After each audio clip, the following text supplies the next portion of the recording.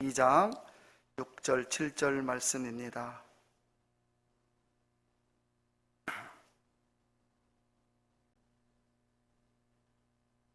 같이 합니다. 시작. 그러므로 너희가 그리스도 예수를 주로 받았으니 그 안에 생하되 그 안에 뿌리를 박으며 세움을 입어 교훈을 받은 대로 믿음에 굳게 서서 감사함을 넘치게 하라. 아멘. 시편 말씀을 보면 존귀함을 입었는데도 깨닫지 못하는 자는 정말 망하는 짐승과 똑같다, 이렇게 표현을 했습니다. 여러분들이 예배당에 나와 예배드리고 하나님을 믿고 섬기는 게 얼마나 귀한 것인지 여러분들이 다시 한번 오늘 깨달았으면 좋겠습니다.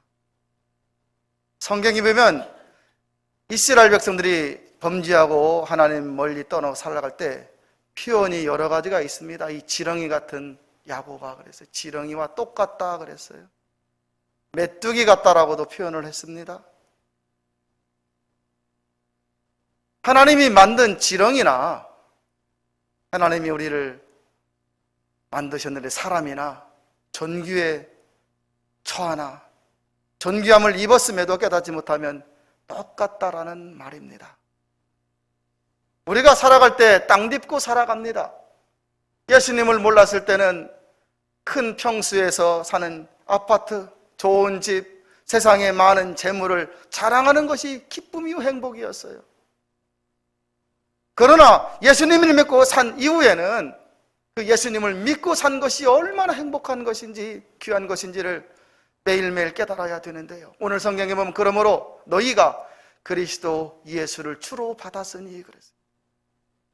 이 성경 말씀을 읽는 너희, 저 안 믿는 사람들이 이 성경을 읽을 리가 없습니다. 그러나 너희가 그리스도 예수를 주로 받았으니 그랬어요. 예수님을 주로 받았으니 그 안에서 행하되 신앙생활을 그 안에서 하라 그 뜻이죠. 그 안에 뿌리를 박으며, 오늘 성경 말씀에 나온 그 안에 뿌리를 내려라 그래요. 세움을 입으라 그 뜻이에요. 굳건하게 뿌리를 깊이 내려 신앙인으로 세움을 입어 교훈을 받은 대로, 교훈이 무엇이에요? 성경 말씀 읽을 때, 설교 말씀을 들을 때 성경 공부를 통하여서 깨닫는 것이잖아요. 여러분, 교훈을 받은 대로 믿음에 굳게 서라 그 뜻이에요. 믿음은 들음에서 나는데 여러분, 마음에서 듣지 아니하고 어떻게 믿음이 생기겠습니까? 하나님에 대한 신앙, 예수 그리스도에 대한 믿음, 자꾸자꾸 들음으로 맞아 인정을 해야 되는 것이잖아요. 믿음에 굳게 서서 여러분이 얼마나 구원받은 것이 감사한지 감사함을 넘치게 하라 그랬어요. 성도가 이렇게 신앙의 뿌리를 깊이 내리면 어떤 두려움도 어떤 불행도 다 이겨낼 수가 있습니다. 예수님 믿는다고 걱정 안 하는 게 아닙니다. 예수님 믿으면 안 아픈 게 아닙니다. 예수님 믿어도 아플 수 있고 예수님 믿어도 사고를 당할 수도 있습니다. 그러나 예수 그리스도 안에 내가 그분을 의지하고 살기 때문에 어떤 불행이나 두려움, 그 문제도 극복해낼 수 있다는 말입니다. 하나님께서 이런 성도들을 얼마나 기뻐하시는지요. 여러분, 자녀를 키워보셨습니다. 어릴 때 딱 태어나 한 7, 8개월 뒤면, 9개월 뒤면 막 뭘 잡고 일어서려고 하지 않습니까? 그러다가 막 일어섰습니다. 서가지고 저기 보니 아빠 얼굴이 보이는 거예요. 그래서 아빠 이렇게 처음에 말을 하잖아요. 그런데도요, 그 아빠 엄마의 막 얼굴에는 막 웃음이 돋으면서 너무나 행복한 거예요. 왜? 그 자녀가 처음으로 아빠 엄마 해줬다 그 뜻이에요. 제가 자녀를 키워보니까 할아버지 할머니 발음이 어려운가 봐요. 그래서 맨 처음에 합이 그러대요. 할아버지한테 합이. 그래도 알아듣는 겁니다. 할아버지라 불러줬어. 너무나 행복해. 기뻐서 막 박수를 치고 합이라고 했다고. 무기인데 뭐길. 그렇지만 그 말 못하는 아이의 입에서 내가 할아버지인 줄 알고 불러주었다 그 뜻이잖아요. 하나님께서도 이런 성도들을 얼마나 기뻐하시겠어요? 나무들을 보면 봄이 되면 싹을 틔우고 여름이 되면 잎이 무성합니다. 가을 되면 본분을 다해서 열매를 맺습니다. 열매를 맺지 못하는 나무들은 또 이파리가 변해서 막 단풍으로 아름답게 하잖아요. 자기 본분을 다하는 겁니다. 그런데 겨울이 되면 잎이 다 떨어져 버려요. 그렇게 생생했던 나무들이 죽은 것 같아요. 정말 죽었는가 만져보기도 합니다. 지금 서울은 눈이 많이 내린다고 그러는데 북풍 한설이 임하면 나무가지들이 막 끊어지기도 하고 얼어 죽은 것 같아요. 여러분, 얼마나 추운지. 사람은 추우면 옷이라도 끼어 입는데 나무는요, 그래서 얼어 죽은 것 같은데 나무는 그 겨울에 쉬지 않습니다. 그 뿌리를 밑으로 계속해서 내리는 겁니다. 뿌리가 깊이 내려 있으니 얼어 죽지를 않는 거예요, 여러분. 그러다가 봄이 되면 다시 새싹을 틔우면서 나 살아있습니다, 나 살아있습니다. 나무들은 세상에 선포를 하는 겁니다. 처음 기독교는 로마 황제들의 박해로 없어질 것 같았습니다. 히브리서 11장에 보면 돌에 맞아 죽는 것은 기본이요, 칼에 죽는 것은 너무나 쉬운 죽음, 톱에 켜서 죽었다 그랬어요. 짐승에 찢겨 죽었다 그랬습니다. 이렇게 수많은 죽음을 당했기에 기독교가 없어질 것 같았습니다. 그러나 그런 때 진실한 성도들은 지하 카타콤으로 내려가, 지하 공동묘지에 내려가 자유로운 삶을 다 포기하고, 한마디나 예수 그리스도 안 믿겠다라고 하면 얼마든지 자유롭게 살 수 있는데 그걸 다 포기하고 지하 공동묘지에 내려가 부차지만 기도하며 그곳에서 지내게 됩니다. 그러다가 결국 부활의 생명력으로 로마를 국교화시킵니다. 땅속에서 지낸 기간이 한 200년 된다 그러지요. 200년 넘는다 그러잖아요. 313년 밀라노 칙령을 통하여서 콘스탄티노 황제가 꿈에 십자가 형상을 보고 전쟁에 나갔는데 승리하게 됩니다. 이 십자가가 도대체 무엇이냐 하니까 자기들이 핍박하고 죽였던 사람들이 믿는 그 예수가 달린 십자가예요. 여기에서 전쟁에 승리하고 난 후에 기독교를 국교로 선포를 합니다. 그 당시 세계가 로마잖아요, 여러분. 로마의 종교가 기독교다라고 선포를 한 것입니다. 그리하여 이 기독교는 오늘날까지 세계를 구원하는 종교로 이어져 왔습니다. 지금 우리에게 전해진 복음도 수많은 시련을 겪어서 우리에게까지 왔습니다. 예수님을 주님으로 믿으면서 주님 안에 뿌리를 내리려고 노력한 성도들, 예전에는 지금처럼 성경책도 없고 찬송가도 없고 피아노도 없고 오르간도 없고 악기도 없습니다. 예전에는 의자에서 예배를 드리지도 못했습니다.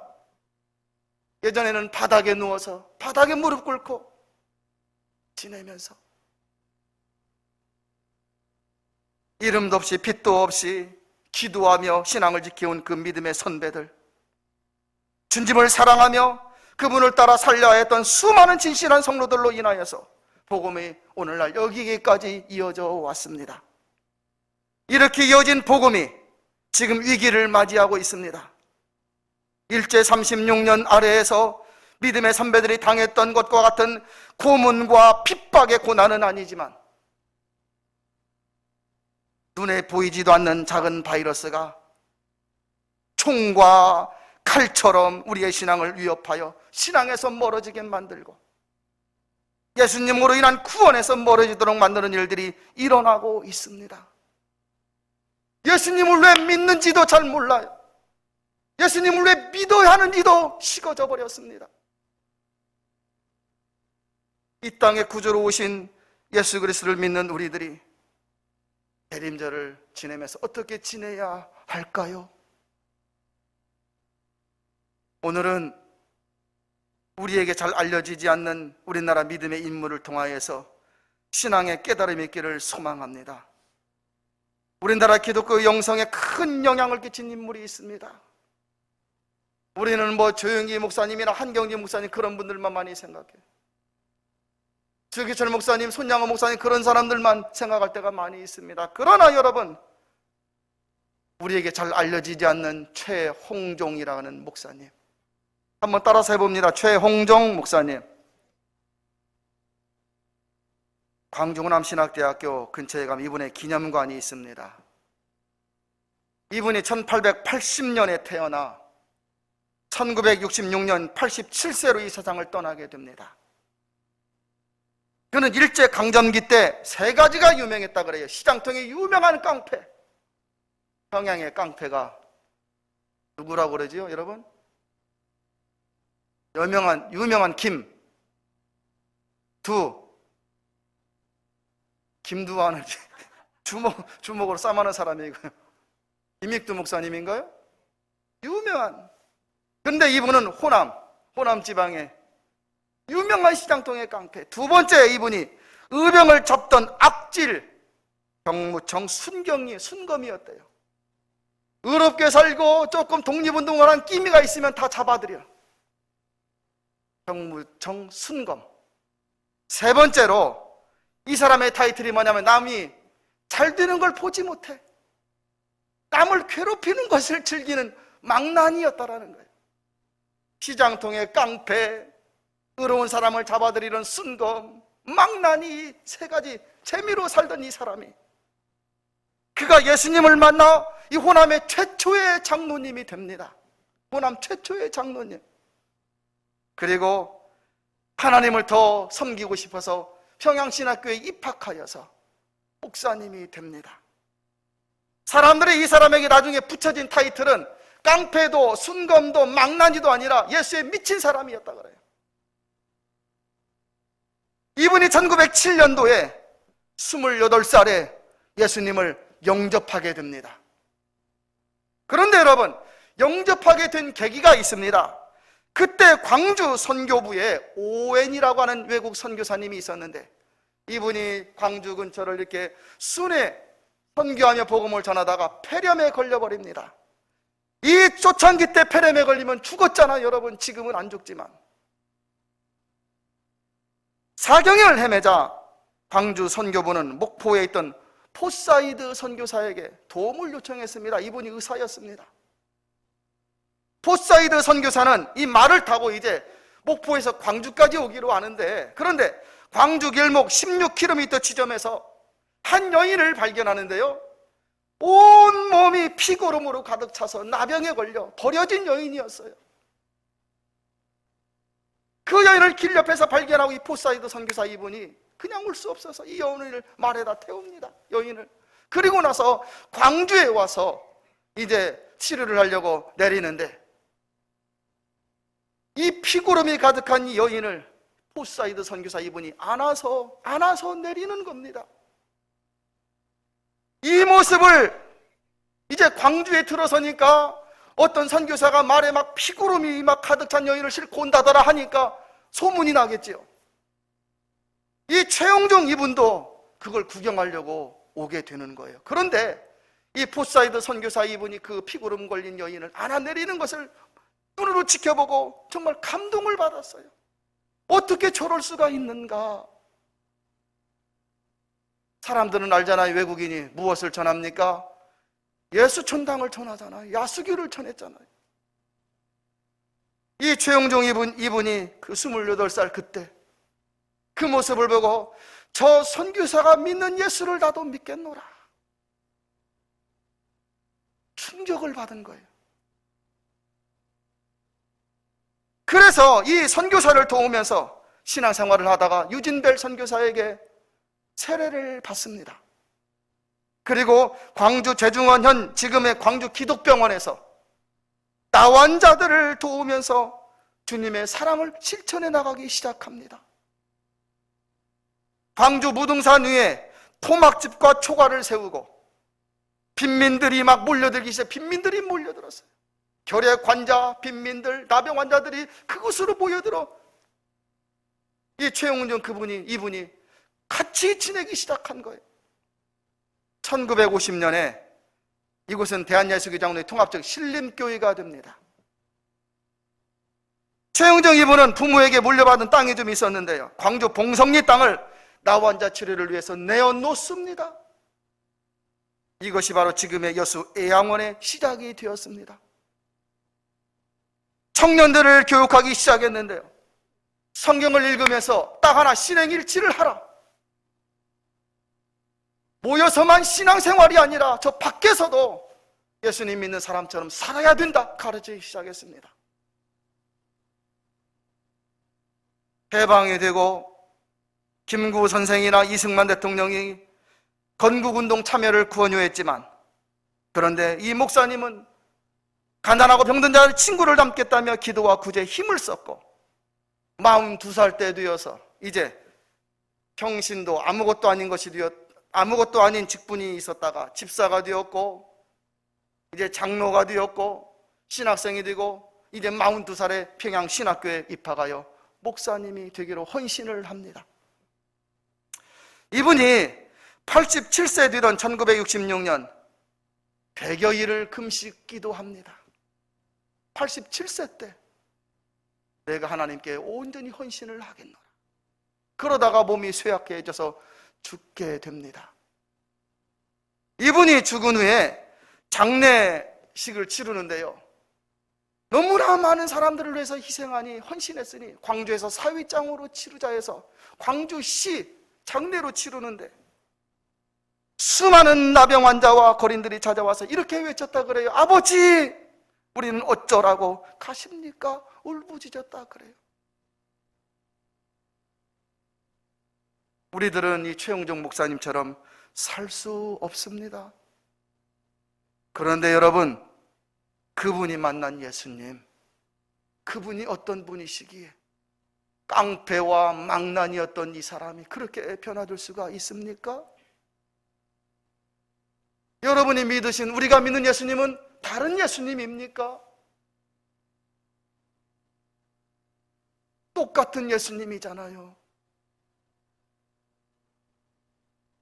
어떤 사람은 그분을 만나 엄청난 체험한 것도 아니지만 그 막 감격을 받아 내가 선교사들이 전하는 그 예수를 위해서 평생을 살겠노라 다짐하며 이렇게 살았던 최영종 목사님과 같은 분이 있는가 하면, 똑같은 예수님을 우리도 믿고 있잖아요. 오늘날 신앙의 문제가 무엇일까요? 신앙의 뿌리를 깊이 내리지 못하는 것에 있습니다. 그러니 이런저런 일들로 신앙이 흔들려 버리는 거예요. 초신자가 흔들리면 이해가 갑니다. 그런데 수십 년 믿은 사람들이 신앙으로 흔들려 버립니다. 여러분, 신앙이 흔들리면 인생도 흔들린다는 사실을 아셔야만 합니다. 우리 인간은 하나님의 피조물이기에 하나님을 찾을 때, 하나님을 자꾸 부를 때 하나님이 기뻐하시고, 하나님이 기뻐하시면 우리에게 은혜를 주시잖아요. 여러분,